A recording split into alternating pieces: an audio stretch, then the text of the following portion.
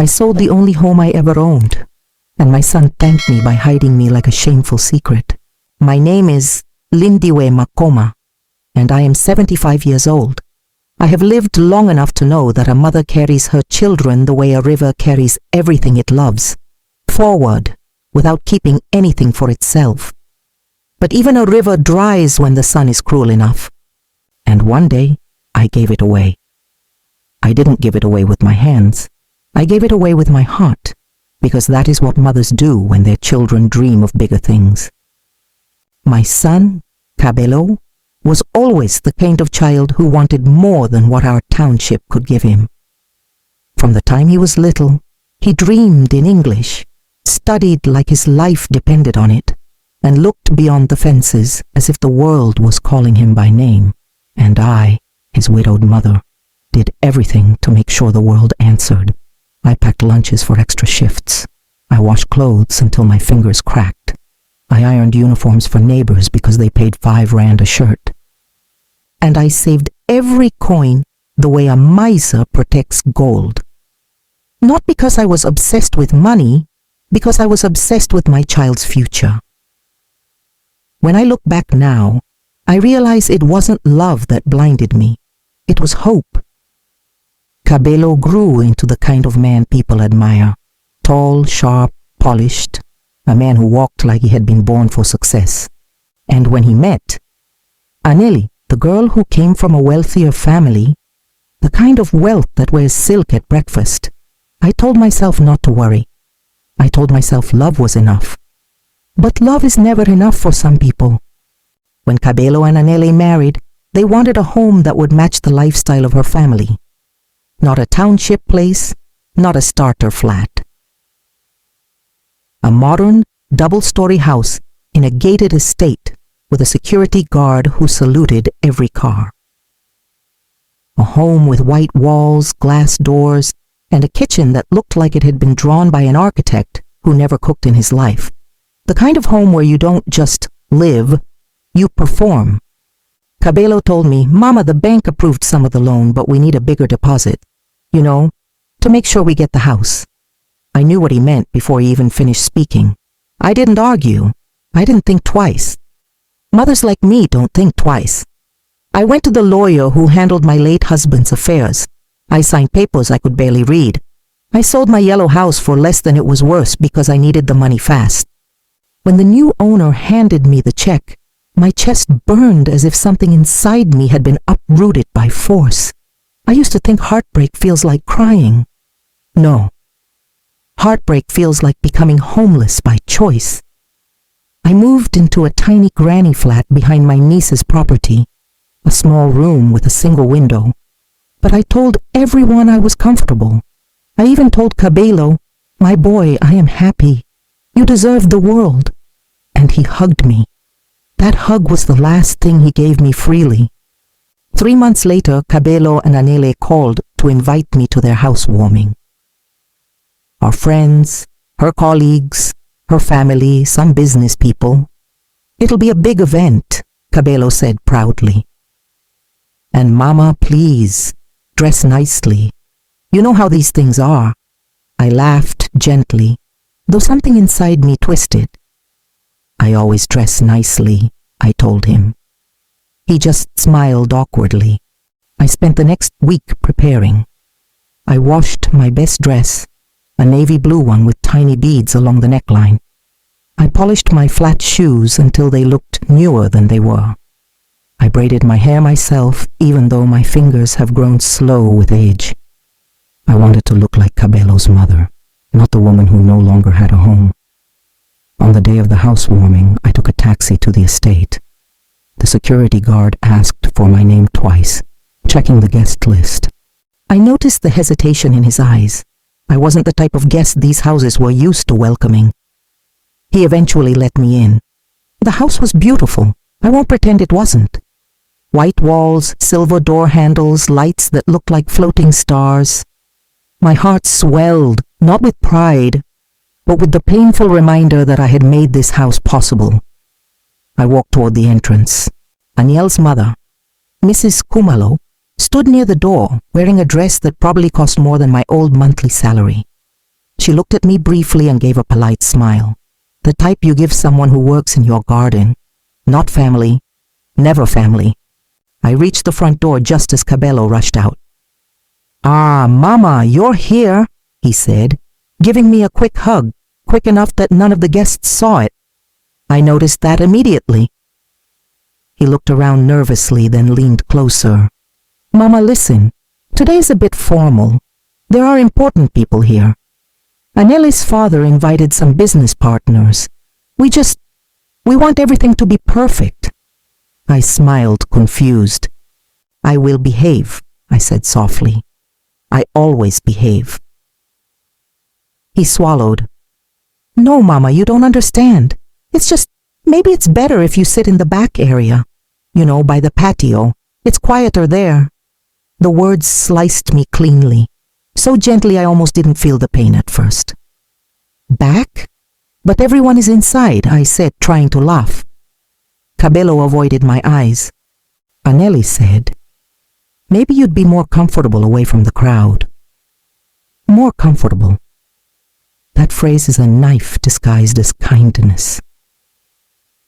Without waiting for my response, he gently held my arm and guided me, not into the living room filled with guests and soft music, but down a hallway that smelled of new paint. I heard the laughter inside. I heard glasses clinking. I heard people praising the house I had paid for, but I was led away from all of it. Cabello stopped at a sliding door leading to their backyard patio. The patio was lovely, yes, but empty. The kind of place where people store chairs before a party. The kind of place no one takes photos in. "Mama, you can sit here. We'll bring you a plate later." A plate. Like I was an elderly neighbor they were doing a favor for, not the woman who sold her home for this house. My throat tightened. "Cabello," I whispered, "why am I sitting alone?" He glanced back toward the living room, anxious. "Mama, please, don't make it hard. Aneli said you might look out of place. Her family notices things, you understand? Out of place." There it was, the truth he had been trying to soften. Before I could speak, someone called his name from inside. He touched my shoulder. "I'll come check on you later." He didn't. I sat outside while the party lived inside the home my blood had built. I heard speeches. I heard people praising the tiles, the decor, the furniture. I heard Aneli laughing in that high-pitched way she uses when she wants to impress. Not once did they mention my name. Not once did Cabello come back. A waiter eventually stepped outside and looked surprised to see me. "Ma'am, are you part of the event?" I nodded silently. He hesitated, then placed a plate on the table beside me. No cutlery, just a plate. The sky darkened. The lights inside brightened. The music grew louder. I sat alone, invisible, forgotten, erased. My chest began to burn, not the burn of sadness, but the burn of awakening. For the first time in my life, I saw my son clearly, not through the eyes of a mother, but through the eyes of a woman who had been used. I realized something painful. I had given him everything, and he had given me nothing. And sitting there in the shadows of a house that should have been partly mine, a thought entered my mind, quiet, steady, dangerous. If they think they can hide me, they don't know who raised them. The woman who sat outside that night was weak, but the woman who stood up afterward was someone my son had never met before. They tried to hide me, but they forgot a buried lion still has claws. The night air grew colder as I sat outside on the patio, the dim lights flickering against the polished tiles. I could hear the celebration in the living room growing louder, the laughter rising like flames, the glasses clinking like tiny bells, the music swelling as if the house itself was applauding its new owners. They were celebrating a future I paid for, while I sat outside like an unwanted visitor. I folded my hands in my lap, watching the shadows stretch across the ground. Something inside me began to uncoil, slowly at first, like a snake waking from sleep. The longer I sat there, the quieter I became, And the quieter I became, the clearer everything became. That clarity didn't hurt. It cut. It wasn't Cabello. Of course not. He was too busy being the impressive host of his elegant new life. It was the young waiter from earlier. A boy barely older than 19, with kind eyes and shoes that were slightly too big for him. He stepped onto the patio holding a tray, his brows drawn together. "Ma'am, I brought cutlery for you," he said gently, "and a fresh plate. Your food got cold earlier." I blinked. Earlier? How long had I been sitting here? I forced a small smile, though the muscles in my face ached. "Thank you, my child." He placed the plate carefully in front of me and added, "If you need anything, please call me. My name is Sim Zain." "Thank you, Sim Zain," I repeated. He hesitated, glancing back toward the living room. "Should I bring you a chair from inside? The plastic one is a bit uncomfortable." I looked down at the chair I sat on, thin, cheap, hollow. They had plenty of chairs inside, chairs with cushions, chairs with armrests, chairs that looked like they belonged in a catalog, but they thought this one was enough for me. "No, this is fine," I told him. Truthfully, it wasn't. But dignity is sometimes a heavier thing than comfort. Sim Zain nodded respectfully and stepped back inside. As the door closed behind him, I exhaled a single breath that felt like it had been trapped inside me for years. Through the large sliding doors, I could see silhouettes moving inside, people talking, laughing, eating, admiring the house, as if it were a newborn child. And then I heard it, a voice sharp enough to break bone. "You know," a woman giggled loudly, "I thought Cabello's mother would be around. I heard she's the one who, what do they call it, gave them a push." Laughter followed. Anneli's mother's voice floated above them, smooth as polished silver. "Oh, please! We didn't want her lingering around tonight. This is a professional crowd. She wouldn't blend." Blend. That word twisted in my chest. Another voice chimed in, male and amused. "I saw a woman arrive earlier. Maybe she didn't feel comfortable coming in." "She shouldn't feel too comfortable," someone else joked. "This estate has a dress code." Laughter rolled through the room like thunder. My fingers curled tightly around the edge of the table. I could feel the blood pulsing behind my eyes. Each word stung like a lash. They weren't just ignoring me. They were mocking me, dismissing me, erasing me. Inside, Cabello said something faintly, but I couldn't catch it. There was no defense, no correction, no, "That's my mother you're talking about." Nothing. Just silence. And sometimes silence is worse than insult. I closed my eyes, and suddenly I was back in my old yellow house. Cabello was 12, standing in the doorway with dusty shoes. "Mama," he said proudly, "my teacher said I should enter the science fair." I remembered kneeling before him, holding his hands, telling him, "You will go, my boy, even if I have to sew the sky to make you a uniform." He laughed back then, and I meant every word. I sacrificed so much that sometimes it felt like my entire life had been one long offering to the altar of my child's potential. But that night, sitting on that cold patio, I realized something painful. I had raised him to believe that everything was his to take, and that I existed only to give. That wasn't love. That was a mistake, disguised as motherhood. A soft vibration buzzed in my handbag, my phone. I pulled it out, a message from my older sister, Nomvula. It read, "How's the housewarming, Cece? Did they treat you well? Send me pictures of the rooms.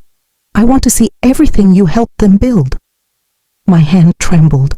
Pictures, rooms. I had not been allowed to step inside any of them.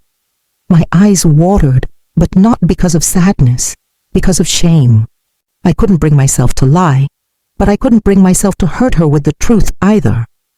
So I typed, "It's going well, Cece. The house is beautiful. a half-truth wrapped around a dying heart. I put the phone down. Inside I heard a cheer, someone making a toast. That was the moment it happened. Something inside me, the quiet, patient part that had endured, forgiven, and given my entire life, finally snapped. Not loudly, not violently, but completely. The sliding door suddenly opened, and a burst of warm light poured onto the patio. For a second, hope flickered in my chest. Was it Cabello? Was he coming to check on me at last? But no, it was Anele. Her perfume was expensive, her dress even more so. She stepped outside, closing the door behind her as if sealing me off from the world inside. She looked at me with that soft, patronizing smile wealthy women often reserve for domestics. "Oh, Ma," she said lightly, "I hope you're comfortable out here." I stared at her slowly. Comfortable. "Why am I out here, Anele?" I asked. My voice didn't shake. It was calm, dangerously calm. She blinked. "Oh, it's just a more suitable spot. You know my family is very particular about their gatherings. Your dress is, well, it's not exactly the aesthetic we're going for." She laughed as if she had made a harmless joke. "My dress?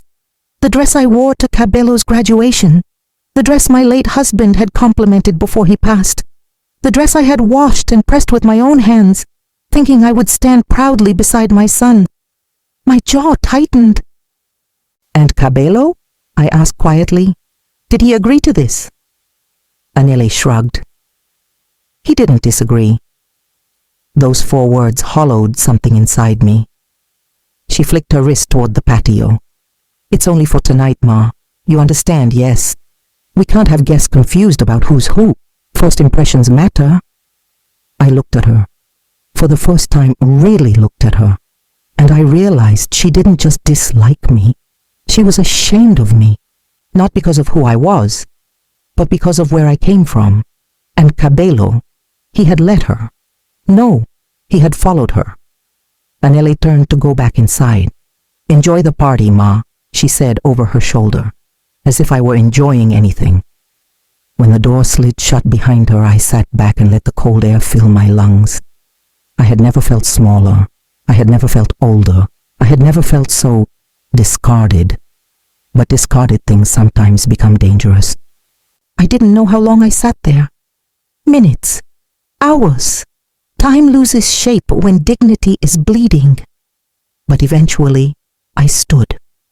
My knees cracked softly, my spine stiffened, and I lifted my chin with a steadiness that surprised even me. I wiped the corners of my eyes, not to hide tears, but to prepare my vision, because I needed to see clearly for what would come next.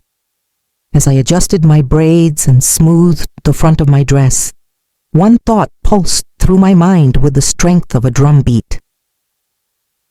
They think I am powerless. I looked at the glowing house, the house built from the price of my memories, and I whispered aloud, my voice steady as stone. They will learn who I am. And that was the beginning, not of revenge, but of revelation. They pushed me into the shadows, but they forgot that darkness is where storms begin. The patio was silent except for the distant hum of laughter seeping through the sliding doors. The party inside continued without pause, without guilt, without even the faintest awareness of the woman sitting outside in the cold. I stood there for a moment, my breath making mist in the night air. My heart wasn't racing, my hands weren't trembling, my eyes weren't wet. In fact, I felt strangely calm. Calm in the way the ocean becomes eerily still before a hurricane. I looked down at the plate of food on the table, the food the waiter had kindly brought me earlier. It was cold now. The rice had hardened. The meat was stiff. The salad wilted. Cold food for a warm-hearted mother. Something symbolic in that. I gently pushed the plate aside. I didn't come here to eat. I came here to belong, and they made it very clear I didn't. I turned and looked through the glass at the people inside. They were moving freely, confident, blissfully unaware.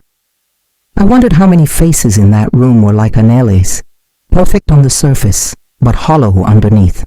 And my son, the boy who once cried in my lap when he scraped his knee, was now someone who could walk past me without seeing me at all. I took a deep breath and whispered Nestereke. Never again. Not as a threat, as a promise to myself. The sliding door opened quietly. It was Simsain, the young waiter who had shown me more humanity than my own blood had. He stepped onto the patio with concern in his eyes. "Ma'am, it's getting cold. Let me bring you a blanket, maybe." I shook my head gently. "No, my child, I don't need a blanket. I need clarity." He looked confused but didn't pry. "Should I call someone for you?" Maybe your son." For a moment, the suggestion almost made me laugh. Call him? He hadn't checked on me once. "No," I said, my voice steady. "He doesn't need to know anything." Simsain hesitated, then nodded. "If you need a taxi, I can call the service the staff uses. It's cheaper than the app, and the drivers are kind." This boy, this stranger, was offering me a kindness that my own son had forgotten how to give. I smiled. "You have a good heart, Simsain. The world will reward you for it." He looked down shyly. "You remind me of my grandmother," he said softly. "She says kindness is the only clothing that never tears." That sentence hit me like a blessing. "Well then," I whispered, "your grandmother is wise."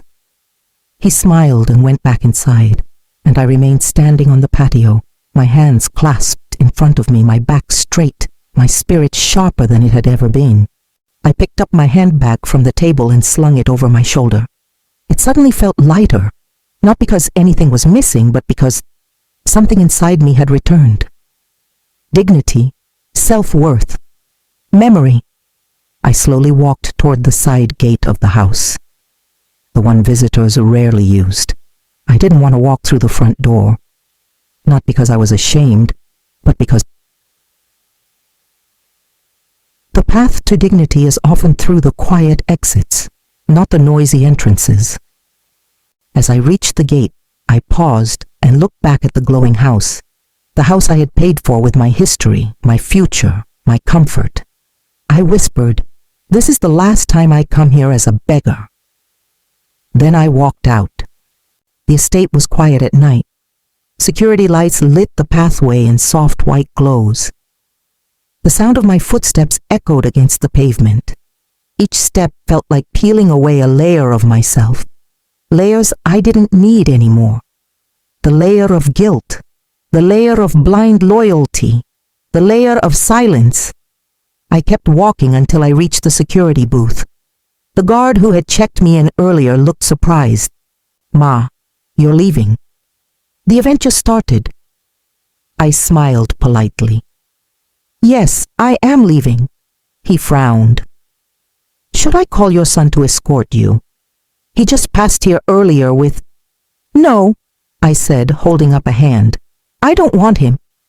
The guard nodded slowly, something like understanding settling in his eyes. I stepped outside the estate and stood under the street light. The night breeze brushed against my face. It felt like freedom, like awakening.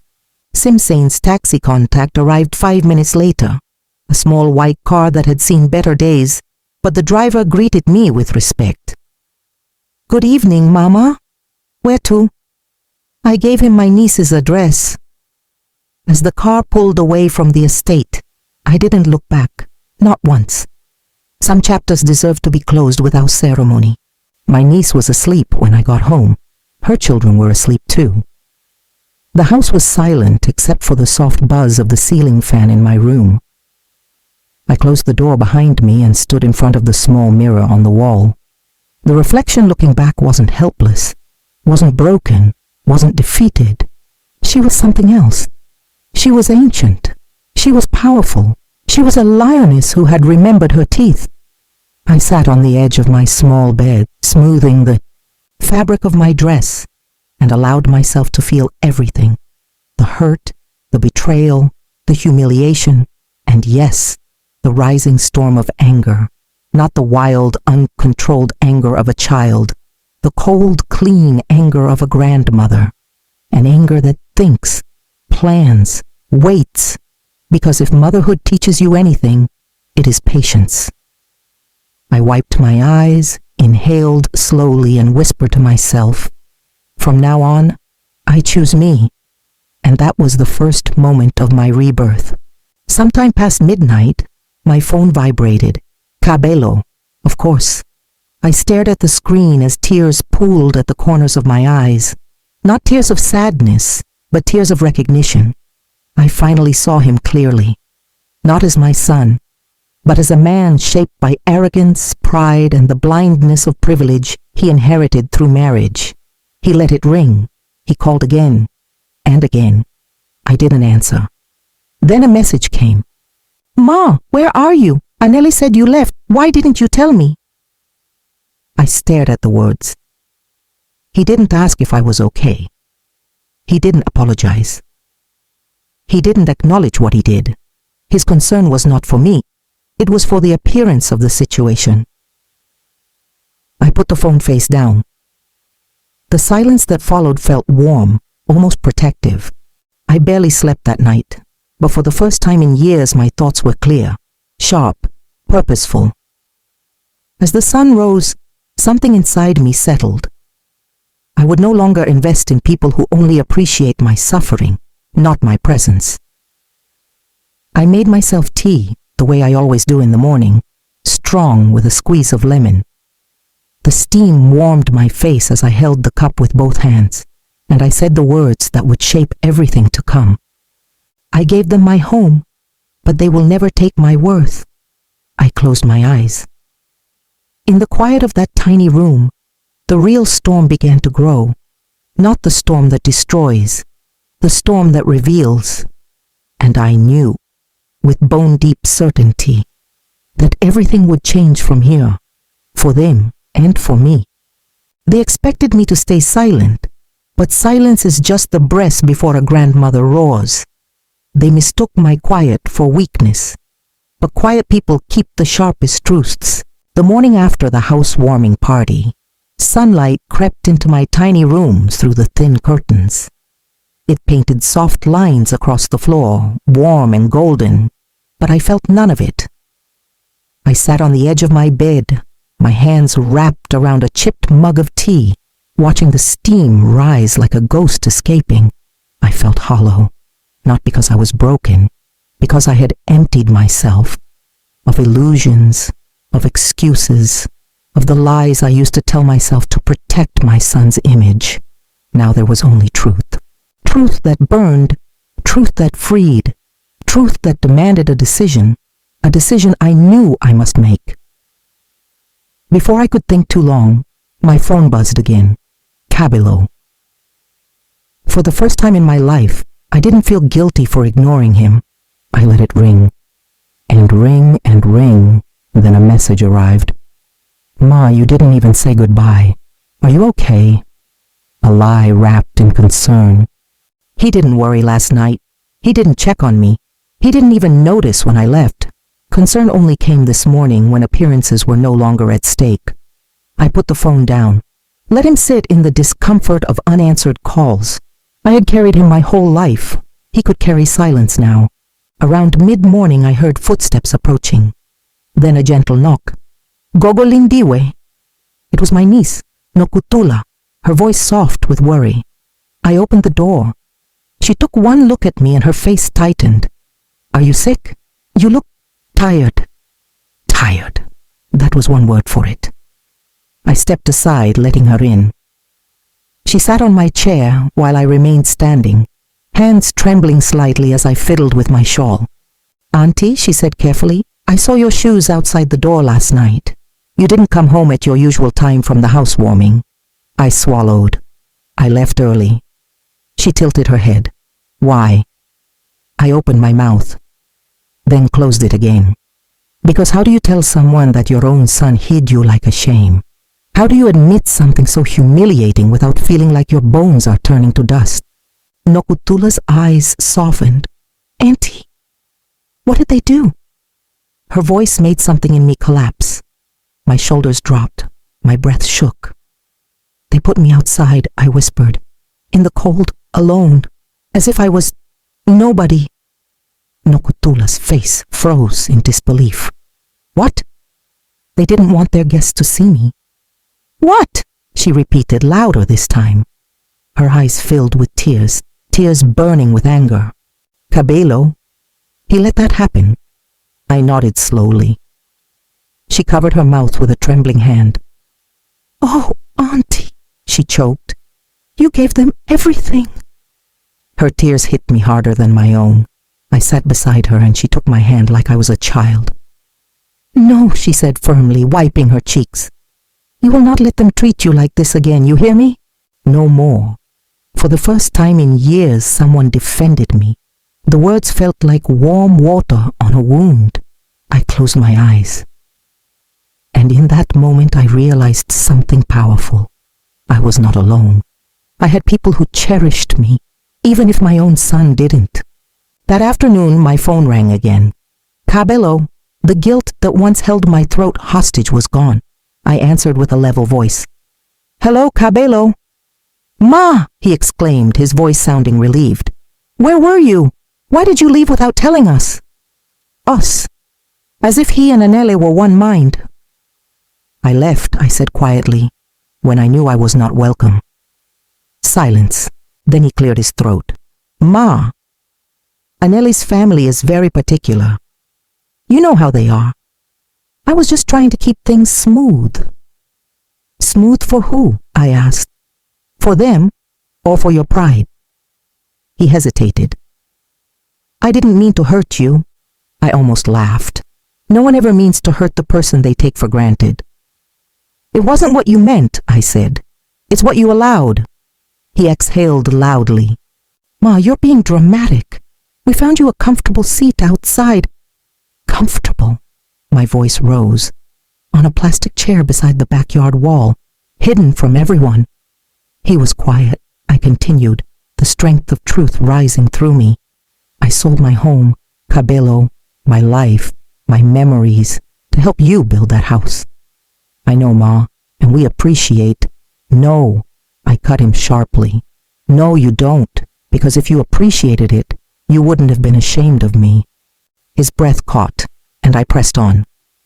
You hid me because I didn't fit your image, your new life, your new crowd. That's not... It is. He sighed, frustrated. Mama, you're taking things the wrong way.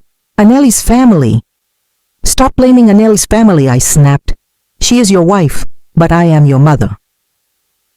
Silence. The kind of silence that reveals character. After a long pause, he said, Okay, fine. If you're upset, let's talk later. We're busy today. Busy? Of course. Goodbye, Cabello, I said coldly. Then I hung up first. For the first time in his life, he was the one left with silence. I stood up from my bed, walked to the mirror, and looked at myself. The woman staring back was not weak. She was not helpless. She was not a burden. She was Lindiwe Makoma, a grandmother with fire in her bones. I whispered, They think they can take and take, because I always give. Not anymore. Something inside me clicked, like the final lock turning before a door swings wide open. I walked to my small table, opened a notebook, and started writing numbers, dates, names. Not for revenge, for reclamation, for accountability, for dignity, because what they took from me had value, not just emotional value, financial value, and people who refuse to respect love usually respect money. I wrote, deposit paid for the house, total amount $840,000. Source, sale of my home. And under that, status, not a gift, a loan, a contribution requiring repayment, not legally maybe, but morally, and morally matters to me more. Then I wrote another line, my hand steady. If you remove a mother from her place of honor, you remove yourself from her blessings. I closed the notebook. I sat back, exhaled. I had a plan forming inside me. Slow, strategic, unshakable. Just after sunset, There was a knock on my door, a soft one, uncertain. I opened it. Anneli. My breath stilled. Her makeup was flawless as always, her outfit curated, her posture stiff with entitlement. "Good evening, Ma," she said, her tone strained but polite. I raised an eyebrow. "To what do I owe this visit?" She swallowed, forcing a smile. "Cabello told me you were upset last night. We came to talk. She stepped aside. Behind her, Cabello stood near the gate, looking uneasy. But he didn't step closer. He didn't rush to greet me. He didn't rush to apologize. He stood there like a child hiding behind his teacher. I stepped outside, shutting the door behind me. Anneli clasped her hands dramatically. "Ma, we are sorry if the seating arrangement felt uncomfortable. It was not personal." "Not personal," I repeated. "You hid me outside my own sacrifice." She flinched. Cabello finally stepped forward. "Ma, we can't change what happened. Let's move on." "Move on?" A laugh escaped me, hollow and disbelieving. "You want to move on from my humiliation without facing it?" Cabello sighed loudly. "We came here to apologize. What more do you want?" I looked him dead in the eye. "Respect." His jaw tightened. I continued, "And repayment." Their faces froze. What?" Anneli stuttered. "The house," I said calmly. "It was bought with my home, my life savings, my security, my roof." I crossed my arms. I will no longer carry that cost for people who cannot carry my dignity. Annel's face twisted. "That money was a gift." "No," I said firmly. "It was a foundation you cracked with disrespect." Cabello's eyes widened. "Ma, you're being unreasonable." "Unreasonable," I smiled. "Then reason with me," I said quietly, "and tell me why I should continue giving to people who treat me like a stain." Silence. Thick, uncomfortable, revealing silence. Anneli was the first to speak. "We don't have that money, Ma." I nodded. "That is not my problem." Her jaw clenched hard. Cabello tried again. "Mama, please." I lifted my hand. "No more. You asked for the woman who never demanded anything." I stepped closer, my voice steady and cold. "From now on, you will meet the woman who demands everything she deserves." I turned and walked back to my room, leaving them silent in the dark. They thought the storm was over, but they hadn't seen the woman I was becoming. They took my home, but they forgot my voice could bring their house down. Days passed, not in anger, not in grief, but in clarity. I woke early each morning, made my tea, opened my notebook and wrote, not revenge, not bitterness, just truth. Truth written plainly, the value of my contribution, the sacrifices I made, the dignity I was owed, every number, every detail, every decision. It was all laid out neatly, page after page, because when your heart has been used as furniture, you learn to rebuild yourself like a house, brick by brick. As word of what happened quietly spread through the family, the reactions came like waves. My older sister wept. My cousins were furious. My church friends called me one by one, their voices trembling with outrage. "You sat where? They hid you? After everything you gave?" Pain shared is lighter. My story traveled without me needing to speak loudly. People understood. The shame didn't belong to me. It belonged to them. And for the first time in my life, I did not defend my son from the consequences of his own choices. A week later, Cabello sent a message. "Ma, can we come talk again, please?" But the old Lindaiwe, the one who ran whenever he called, she was gone. I replied, "No, you can put it in writing." Writing, because words in the air become lies. Words on paper reveal character. Anneli wrote back instead. "This is unnecessary drama. Family issues shouldn't be documented." I smiled when I read that. Of course she didn't want it documented. Documentation makes everything real. I ignored her message. 3 days later, Cabello sent another. I'm sorry, please talk to me. I didn't respond. Silence became my new language, and they understood it perfectly. One afternoon, as I hung laundry behind my niece's house, I heard a car pull up. A sleek, white German car, the kind that purred instead of driving. Anneli stepped out first, dressed like she was going to brunch with royalty. Cabello followed behind, looking tired, his eyes shadowed with guilt. They walked toward me slowly, like people approaching a grave they were afraid to stand over. "Ma!" Cabello began softly.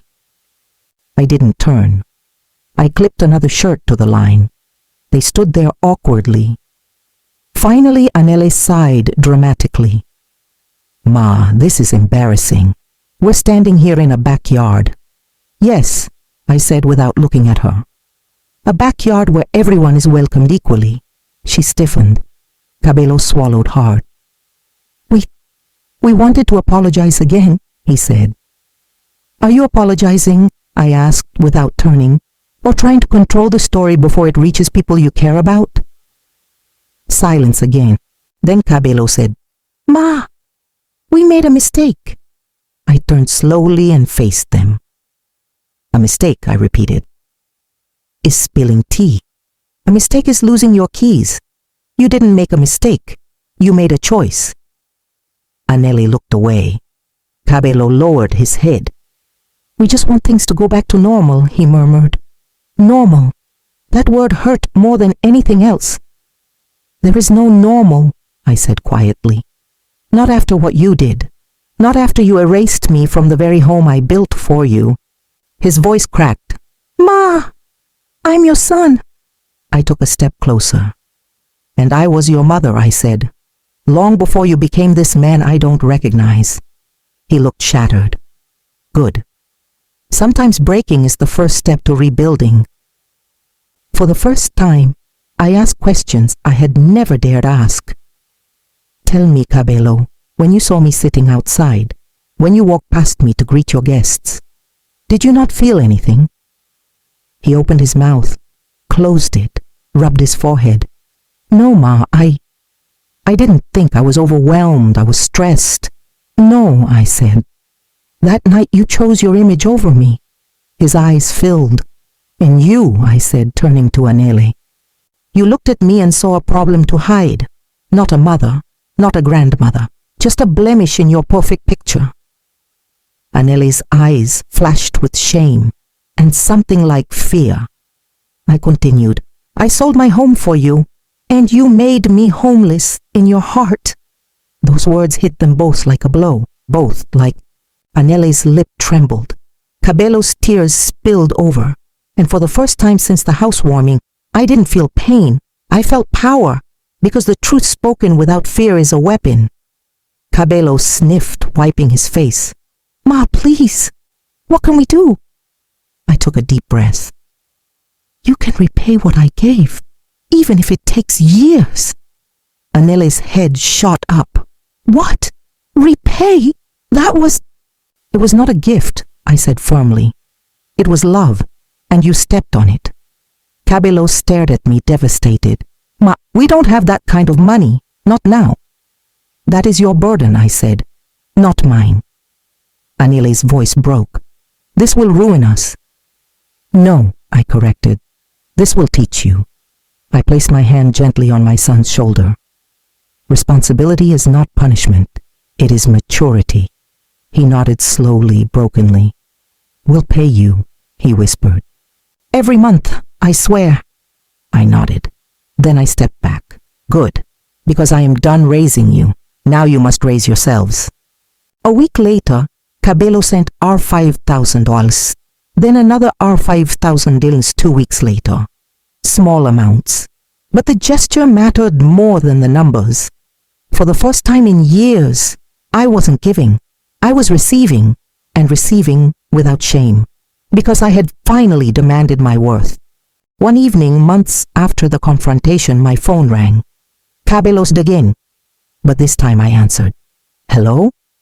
His voice was soft, calm, humble. "Ma, can we visit you?"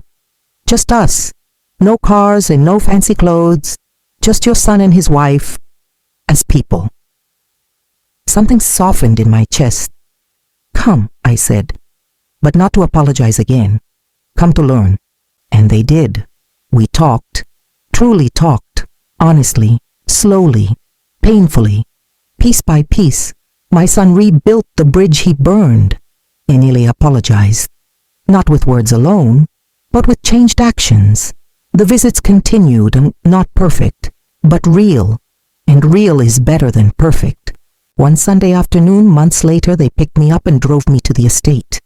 I was hesitant. Why am I here? I asked. Cabello smiled nervously. There's someone who wants to see you. When we entered the house, I froze. Inside were Anele's parents, her siblings, and several of their friends, the same group who had mocked me that night. But this time, no one laughed, no one whispered, no one looked at me with judgment. They all stood when I entered, and Anele's father stepped forward, took my hand respectfully, and bowed his head. Mrs. Makoma, he said quietly, we owe you an apology for everything. The apology was public, sincere, humbling. Anele squeezed my hand. Mama Lindiwe, she whispered, thank you for teaching me how to be a better woman. I looked at her, and for the first time, I saw not arrogance, but growth. I nodded, accepting the peace offering, because forgiveness is not surrender. Forgiveness is freedom. Before I left that day, I stood before all of them, not ashamed, not trembling, not invisible, and I said, do not measure a person by the size of their home, but by the size of their heart. I touched my chest. Mine built this family even when you forgot. The room was silent. Then Cabello, my son, hugged me tighter than he had since he was a child. Mama, he whispered, voice breaking, thank you for not giving up on me. I smiled gently. I didn't give up, I said. I stepped back, so you could step forward. Today, I still live in my niece's cottage. Not because I have nowhere to go, but because I choose peace over prestige. Cabello pays me faithfully each month. Not because I need the money, but because he needs the responsibility. Anele treats me with real respect now. Not the fake, polished kind, but the sincere kind that comes from learning humility. And me, I am no longer the woman who allowed herself to be hidden. I am Lindiwe Makoma, a grandmother who rebuilt her dignity, not with anger, but with truth. Because sometimes, the most powerful roar is the one spoken calmly after years of being silent. As I close this chapter of my life, I want you to remember something, my children. Dignity is not something you beg for. It is something you stand up and reclaim when the world tries to dim your light. If my story touched your heart today, carry its lesson with you. Love deeply, but never lose yourself for anyone. And before you go, show a little kindness, like, share, and subscribe, so that my voice may continue to reach those who are still afraid to speak their truth. Until the next story, stay strong and stay human.